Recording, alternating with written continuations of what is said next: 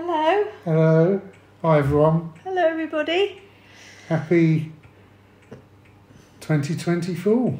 Yes, we haven't been together on here, have we? No, I don't think so. No. Since the new year. So yes, Happy New Year.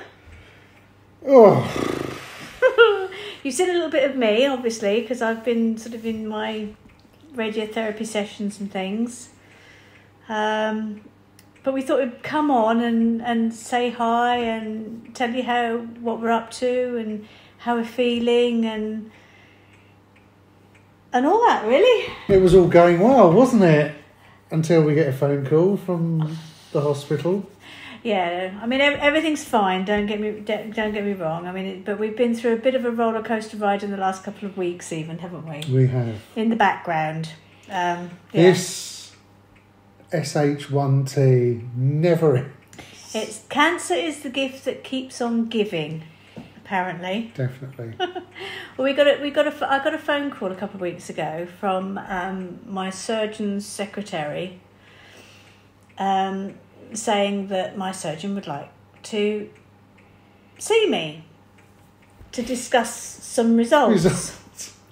And I'm like, but we had all the results of the lymph nodes and everything else when I had this lot taken away. So what could he possibly want to talk to me about? There's nothing else to give us the results for. I've had no more blood tests or anything. I mean, okay, I've had the test to see if I've got the BRCA gene, but that wasn't really coming through. Which we're still waiting for. We're still waiting for the result for that one. But what? And she said, well, I don't know. Should I book the appointment? She said, I don't know what he wants to talk to you about. So I thought, well, perhaps it is the BRCA gene. Of course, you went into immediate, oh my God, it must be something awful mode.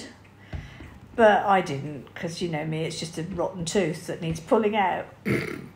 Remember?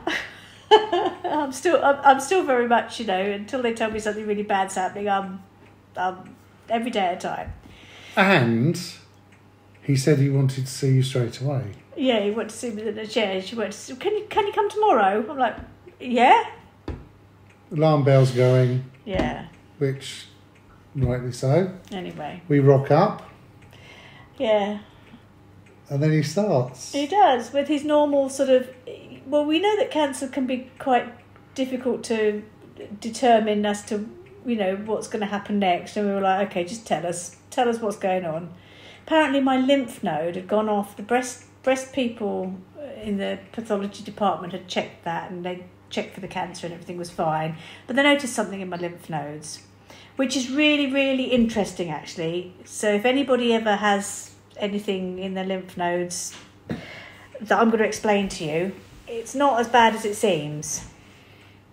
Well, we didn't know that. We didn't know that at the time. We didn't know that at the time because they were saying could be lymphoma. Yeah, he said it could be lymphoma. We found something in the nodes. They passed it to the lymphatic team, or whatever they call it, lymphoma specialists, and it could be lymphoma, which is a blood cancer, which will go everywhere. And we're like, oh no, really?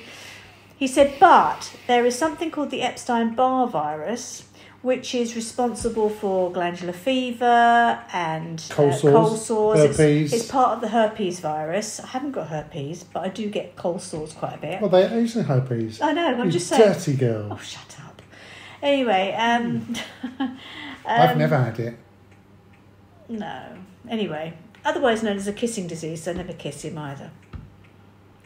But Epstein-Barr virus mimics lymphoma in the lymphatic system. Evil little thing.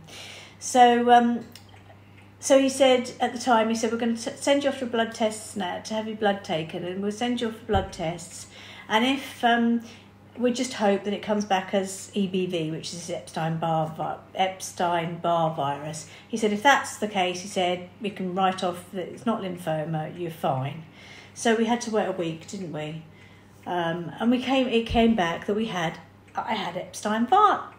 I can't speak, I'm so tired. Epstein-Barr virus, which is great. Absolutely fantastic. You can live with Epstein-Barr virus. 90% of the population does, which is fantastic. But it does also explain cold sores that I get regularly. And this thing I had a couple of years ago, I always said underneath my left rib, it felt like ladies who've had a baby, will understand when I say sometimes a little foot gets stuck up underneath the rib cage and you're like, will you get down? It was that sort of uncomfortable pain, shall we say, that I had for a good 6 months or more, didn't I? Used to fluctuate, Yeah, didn't it? It wasn't there all the time. No, but and it'd go away for a few months and it'd come back. But it Sorry, keeping you awake. Oh, I'm tired. I'm so tired. Anyway, but that your spleen lives underneath your left rib cage, and your spleen is part of the lymphatic system. So, like your tonsils would inflame, or your other nodes will inflame, so will your spleen inflame if you've got an inflammation. So that was that. And the other thing, which is really, really interesting. Oh, now we're really going back. Because apparently you can live with this Epstein-Barr virus for years. Once you get it, originally, it stays in your system and will only flare up every so often when you're under stress or something like that. I had appendicitis when I was 20, and they took my appendix out. But when they'd opened me up, they said it wasn't my appendix, it was the node behind it that was inflamed. So, the gland they called it, but it was gland node, same thing. It was inflamed, but they had to take my appendix out anyway, because if I had a burst appendix years later and they saw a scar, they'd assume that I'd had my appendix out, so they thought that it wouldn't be that. So, okay, so I'm there, okay? We got there in the end. Yeah, so, but it's a thought, though, that I've had this Epstein-Barr virus in my body for years and years and years, and occasionally it will flare up. And they say it's when you're under stress, when your body's under stress and everything. So we ticked that box. We got that one out of the way. Yeah, we've done that, yeah. And then we've been to see another consultant today to look at your back for skin cancer. Yeah, I've got something on my back, but it's not skin cancer. Thank God for that. Yeah, so he said we can have our champagne now and say, last radiotherapy session today. You had the last radiotherapy session today. You haven't got skin cancer. I haven't got any cancer. Got lymphoma. I am cancer-free. Thank goodness. Oh, bless. Oh, sweet.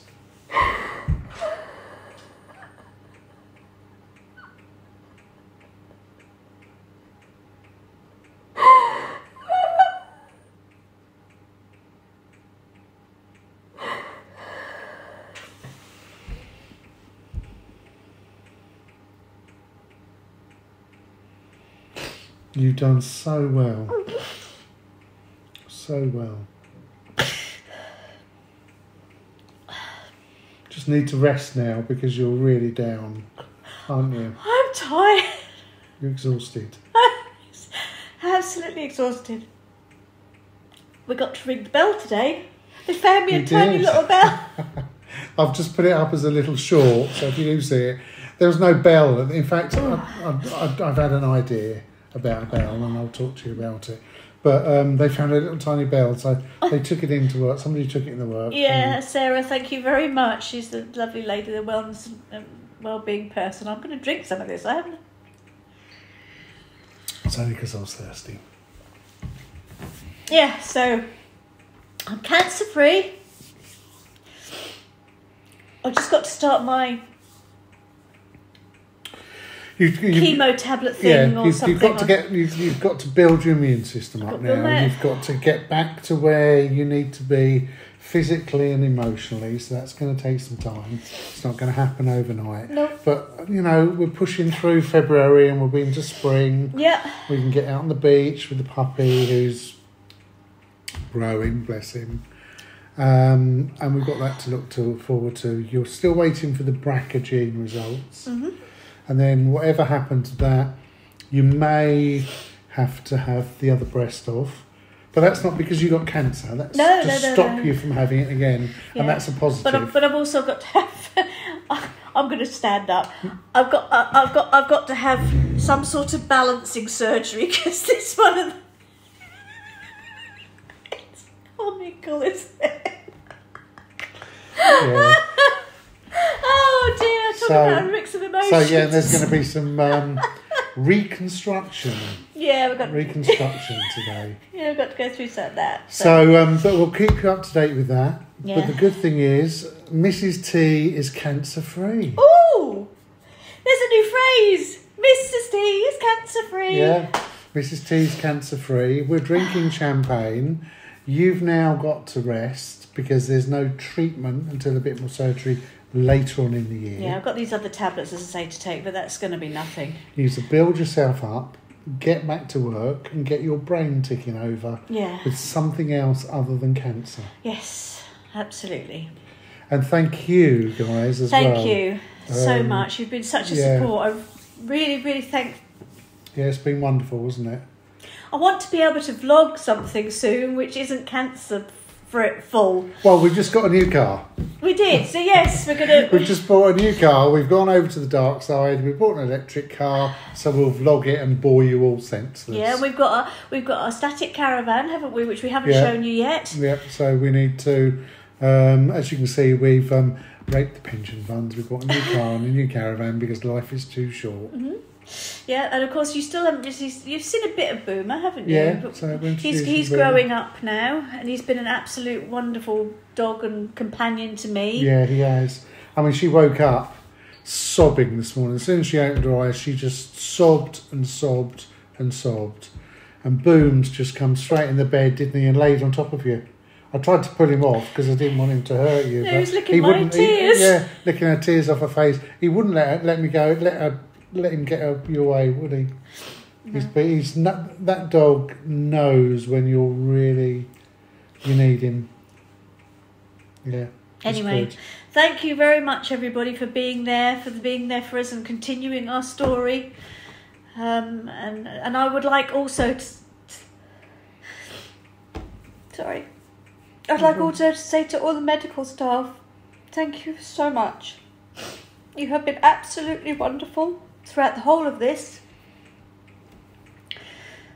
I don't want to say anymore. So many people. You've got Maggie's, Macmillan, you've got the Nuffield Hospital, you've got Genesis Care in Newmarket, Genesis Care in Newmarket.